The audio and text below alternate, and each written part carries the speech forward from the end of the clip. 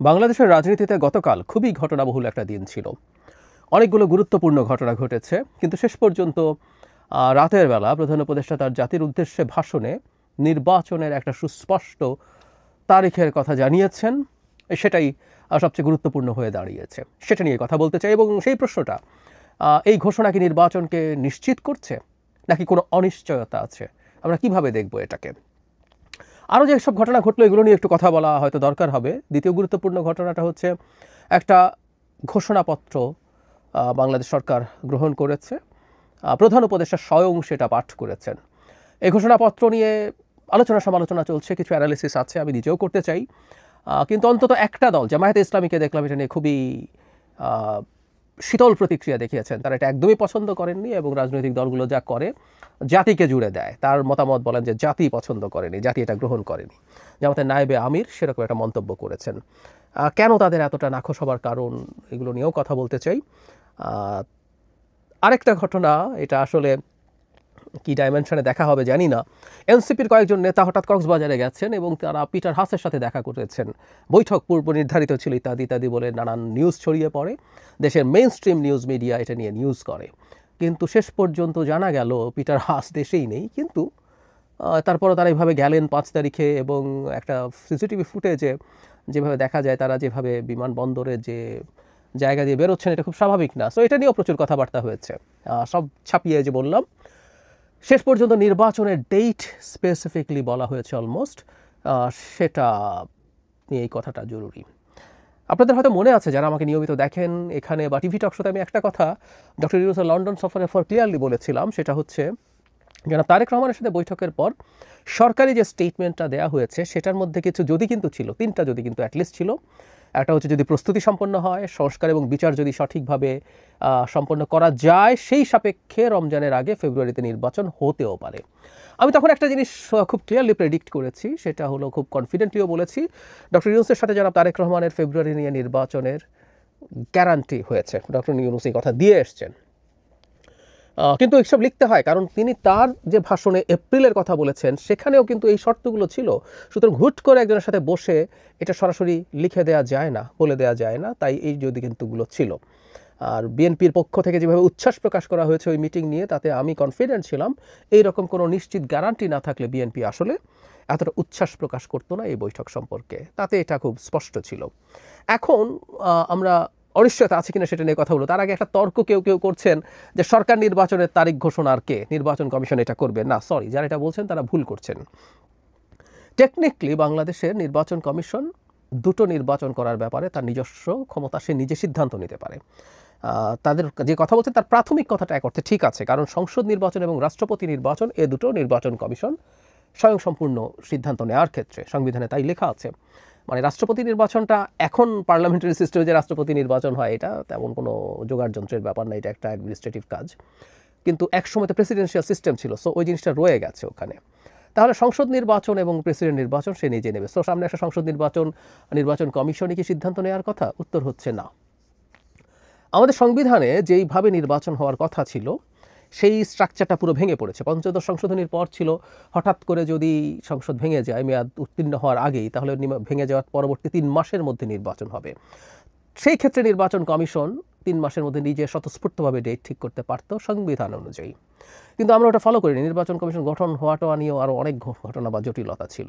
আর পঞ্চদশ সংশোধনী এখন বাতিল হয়ে গেছে, তাতে ত্রয়োদশ সংশোধনী আছে, তাতে তত্ত্বাবধায়ক সরকারের অপশন আছে, সেটাও 3 মাসের মধ্যে নির্বাচন করার কথা তত্ত্বাবধায়ক সরকার গঠিত হওয়ার পর। ফলে আমরা অলরেডি, আমি বহুবার বলেছি, আমরা সংবিধানের এই একটা জায়গা বাইরে চলে গেছি। ফলে এখন নির্বাচন কমিশন সংবিধান অনুযায়ী নিজের নির্বাচনের ডেট ঠিক করবে ক্ষমতা বলে, এটা হয় না, এটা হতে পারে না। এবং ভবিষ্যতে বারবার বলছি আমাদের আরও বেশ কিছু কাজ আছে, সব কিছু আমরা একত্র করে আগামী সরকারকে এই সরকারের সময় সংবিধান ভঙ্গের বেশ কিছু জিনিস র্যাটিফাই করতে হবে। পঞ্চম এবং সপ্তম সংশোধনীর মাধ্যমে জিয়াউর রহমান এবং হুসাইন মোহাম্মদ এরশাদের শাসন আমলকে বৈধতা দেওয়া হয়েছিল, যদিও সেটার একটা বড় অংশ পরবর্তীতে উচ্চ আদালতে বাতিল হয়েছিল। এগুলো শেখ হাসিনার আদালত, এবং আমরা এটাকে এভাবেই বলতে পারি যে সেগুলো তারা সেই কারণে হয়েছে। এই জন্য আমরা প্রায় অনেকে মনে করি কেউ সংবিধানের মধ্যে এটা সেটা যদি ঢুকিয়ে ফেলা যায়, আমাদের সিকিউরিটি নিশ্চিত করা যায়, আমরা যারা অভ্যুত্থানের মানুষ আছি তারা মানে নিরাপদ হয়ে যাব।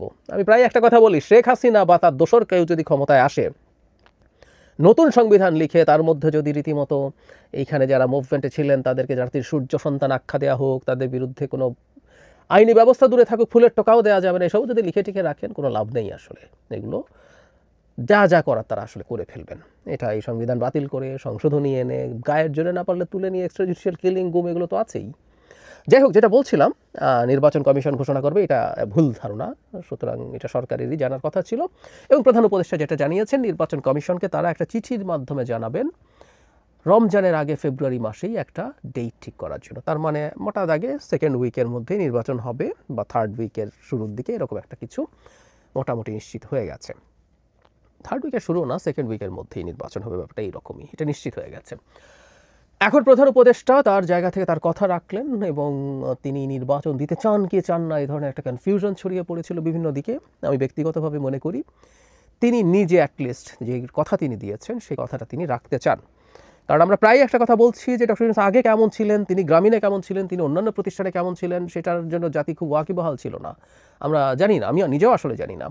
কিন্তু এটা তো সত্য, উনি এখন দেশের দায়িত্ব নিয়ে কী করছেন সেটা এই জাতি জানে, বিশ্ব জানে। তিনি একটা বিশ্বের একজন অতি গুরুত্বপূর্ণ ব্যক্তিত্ব হিসাবে সারা পৃথিবীর নজর তার দিকে আছে। সুতরাং তিনি যে কমিটমেন্ট করেছেন সেই কমিটমেন্টের ব্যাপারে তিনি শতভাগ আন্তরিক, এটা আমি বিশ্বাস করি। কিন্তু এখানে একটা কিন্তু আছে। আমি আগে বলেছিলাম, আপনাদের মনে আছে হয়তো, অনেকবার বলেছি, এবং আমি ভয়টা পাই। আমরা প্রধান উপদেষ্টাকে যথেষ্ট টাফ হিসাবে দেখি না যখন কঠোর হওয়ার প্রয়োজন হয়। প্রধান উপদেষ্টা আওয়ামী লীগকে নিষিদ্ধ করবেন না বহুবার বলেছেন, 7-8 বার বিদেশি মিডিয়ার সাথে অনেক সাক্ষাৎকারে তিনি বলেছেন, দেশেও বলেছেন। কিন্তু শেষ পর্যন্ত করলেন চাপের মুখে পড়ে, যখন একটা সকল আন্দোলন শুরু হলো জনাব হযরত আব্দুল্লাহর নেতৃত্বে, তার সাথে জামায়াত শিবির যুক্ত হলো, ইসলামিস্টরা, ফার রাইটরা যোগ হয়ে শাহবাগে একটা মোটামুটি ব্লকেড হলো, শেষ পর্যন্ত তো সিদ্ধান্ত নিতে হলো। তাহলে প্রধান উপদেষ্টা তার দেয়া কথার ব্যাপারে কিন্তু টাফ থাকতে পারেননি। এখন আমরা এই আলাপ যদি করি, রাজনৈতিক দলগুলো এই নির্বাচনকে পিছিয়ে দেয়া বা ভণ্ডুল করে ফেলার জন্য যদি আবার মাঠে নামার মতো প্রেক্ষাপট তৈরি আছে। যে নির্বাচন কমিশনকে বলছেন উনি চিঠি দেবেন, এই নির্বাচন কমিশনের অধীনে কোনো নির্বাচন হবে না বলে তো বলছে এনসিপি, জামায়াতও 2-1 বার বলেছে, এনসিপি রিপিটেডলি বলছে। তো যদি তারা এটা নিয়ে তোড়জোড় শুরু করে, ধরলাম নির্বাচন কমিশন মতবিনিময়ের জন্য ডাকবেন রাজনৈতিক দলগুলো, তারা গেলেন না। শুধু সেটাই না, নিরাপত্তাকে অজুহাত হিসাবে বেশ কিছুদিন থেকে মাঠে রাখা হচ্ছে। এটার সাথে যেমন এনসিপির বক্তব্য আছে, জামায়াতের আমিরও একই রকম বক্তব্য দিয়েছেন যে নির্বাচনের এই পরিস্থিতিতে কীভাবে নির্বাচন হতে পারে। প্রধান উপদেষ্টা স্বয়ং এই ধরনের নির্বাচনের প্রেক্ষাপট বিবেচনায়, আইনশৃঙ্খলার প্রেক্ষাপট বিবেচনায় তিনি নির্বাচন কীভাবে হবে ধরনের কথা কিছু রাজনৈতিক দলের নেতার সামনে বলেছেন। ফলে অনেকগুলো যদি কিন্তু এখনও রয়ে গেছে বলে আমি মনে করি। এবং যদি কিছু মানুষজন একটা মাঠে খুব বাজে পরিস্থিতি তৈরি করতে পারে, প্রধান উপদেষ্টা নিজে যেহেতু আগে একটা ক্ষেত্রে অন্তত যথেষ্ট টাফ সিচুয়েশন, টাফনেসের পরিচয় দিতে পারেননি তার স্টেপের ক্ষেত্রে, আবারও যে হবে না বলা কঠিন। সরকারের মধ্যে একটা অংশ আমরা খুব স্পষ্টতই জানি তারা চান as much as possible time তারা ক্ষমতায় থাকবেন। সরকারের মধ্যে যেমন আছেন, সরকারের বাইরে লোকজন আছেন, দেশের বাইরে থাকা ইনফ্লুয়েন্সাররা আছেন, অনেকে মনে করেন এই সরকারের অনেক দিন থাকা দরকার। সামনে অন্য একটা বয়ান আনেন, কিন্তু যখনই এটা তারা করতে পারেন তাতে তাদের আসলে ডিফ্যাক্টো পাওয়ার বাড়ে। বহু মানুষের বহু রকম ক্ষমতা, দেশের মধ্যেও কিছু লোকজন আছে, এই দেশের মধ্যে নাকি একজন সিরাজুল আলম খান আছে, পেছনে পেছনে কত কি করে। তো তারা মিলে, সবাই মিলে নাকি তারা যদি নির্বাচন দিয়ে পিছিয়ে যায় তাহলে তারা অনেক বেশি এম্পাওয়ার্ড থাকবেন, পাওয়ারকে ছেড়ে দিতে চায় বাংলাদেশের মতো প্রেক্ষাপটে। সো এই চেষ্টা চলবে, কিন্তু আমি ব্যক্তিগতভাবে মনে করি শেষ পর্যন্ত নির্বাচন ফেব্রুয়ারিতে হবে। কেন হবে এটা নিয়ে আমার নিজস্ব একটা বিশ্লেষণ আছে, আমি সেই বিশ্লেষণটা আপনাদের সামনে অচিরেই নিয়ে আসবো। তবে আমি একটা কথা আগেও বলেছি, আমি এখনও বলছি, বাংলাদেশে একটা নির্বাচন হয়ে সুষ্ঠুভাবে নির্বাচিত জনপ্রতিনিধিদের হাতে ক্ষমতা হস্তান্তর করার আগ পর্যন্ত আমরা বিপদমুক্ত নই। এই যে দেশে যেসব দলগুলো নানান রকম টালবাহানা করছে, নানান রকম কথা বলছে, এগুলো যদি মানে দর কষাকষির কারণে হয়, বিএনপির কাছ থেকে কোনো ল্যাভারেজ চায় তারা, দ্যাটস ফাইন। কিন্তু এগুলো যদি ষড়যন্ত্রের অংশ হয় নির্বাচন বানচাল বা ভণ্ডুল করার জন্য, প্রচুর দেশি বিদেশি খেলোয়াড় আছে। আমরা তো দেশি খেলোয়াড়দের কথা বললাম, বিদেশি প্রচুর খেলোয়াড় আছে, অনেক দেশ আছে, অনেকের এখানে ভেস্টেড ইন্টারেস্ট আছে, জিওপলিটিক্যাল ইন্টারেস্ট আছে। সো নির্বাচন নিয়ে প্রচুর প্রচুর কথাবার্তা, প্রচুর স্বার্থের সংঘাতের সম্ভাবনা আছে।